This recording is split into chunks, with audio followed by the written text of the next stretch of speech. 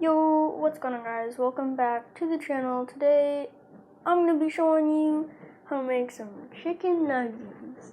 So take the nuggets, put them on a plate. I'm going to be making 5, and it says put 5 in for 1.5 minutes. So I'm going to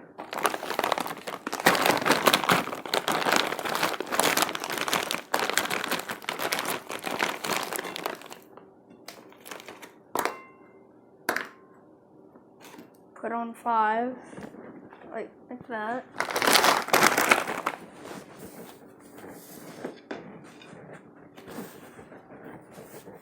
And I will put these in the microwave for 1.5 minutes. 1 minute 30 seconds to be exact. And then we wait. Now that it's halfway done, we take the nuggets. We take tongs and we flip them over. You don't even really need tongs, they're not that hot. And then you finish the other side.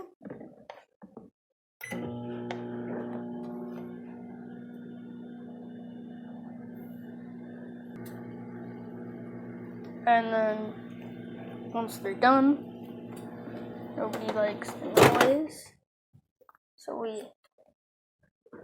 stop it at 1 second, obviously.